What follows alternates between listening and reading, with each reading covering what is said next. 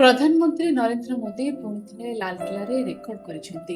ସବୁଠାରୁ ଲମ୍ବା ଭାଷଣ ଦେଇ ନିଜର ରେକର୍ଡ ଭାଙ୍ଗିଛନ୍ତି ମୋଦି।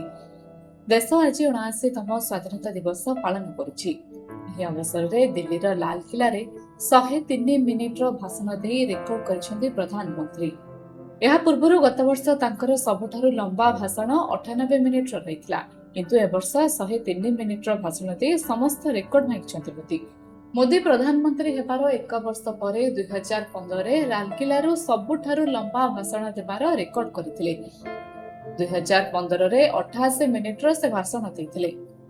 ଏହା ସହିତ ସେ ପୂର୍ବ ପ୍ରଧାନମନ୍ତ୍ରୀ ଜବାହରଲାଲ ନେହେରୁଙ୍କର 72 ମିନିଟ୍ର ରେକର୍ଡକୁ ଭଙ୍ଗ କରିଥିଲେ।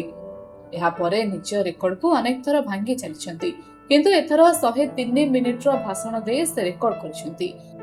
ସେହିପରି ସବୁଠାରୁ ଛୋଟ ଭାଷଣର ରେକର୍ଡ ଜବାହରଲାଲ ନେହେରୁ ଏବଂ ଇନ୍ଦିରା ଗାନ୍ଧୀଙ୍କ ନାମରେ ରହିଛି।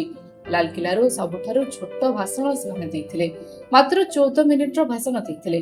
ଏହାପରେ ଅଟଳ ବିହାରୀ ବାଜପେୟୀ 25 ମିନିଟ୍ର ଭାଷଣ, ମନମୋହନ ସିଂ 32 ମିନିଟ୍ର ସବୁଠାରୁ ଛୋଟ ଭାଷଣ ଦେଇଥିଲେ। ଏହାପରେ ମୋଦି 2014ରେ ସବୁଠାରୁ ଛୋଟ ଭାଷଣ 65 ମିନିଟ୍ର ଦେଇଥିଲେ। ପ୍ରଧାନମନ୍ତ୍ରୀ ଆଉ ଏକ ରେକର୍ଡ ମଧ୍ୟ କରିଛନ୍ତି। ଲାଲକିଲ୍ଲାରେ ଲଗାତାର 12 ଥର ତିରଙ୍ଗା ଉତ୍ତୋଳନ କରିଛନ୍ତି ମୋଦି। ଏହା ପୂର୍ବରୁ ଜବାହରଲାଲ ନେହେରୁ ଏଭଳି କରିଛନ୍ତି।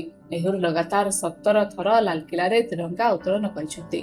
ଇନ୍ଦିରା ଗାନ୍ଧୀଙ୍କ ନାମରେ 11 ଥର ତିରଙ୍ଗା ଉତ୍ତୋଳନ କରିବାର ରେକର୍ଡ ରହିଥିଲା, ଯାହାକୁ ପ୍ରଧାନମନ୍ତ୍ରୀ ମୋଦି ଭାଙ୍ଗି ଦେଇଛନ୍ତି। ରିପୋର୍ଟ, ଜେଭିଆର ସମାଚାର।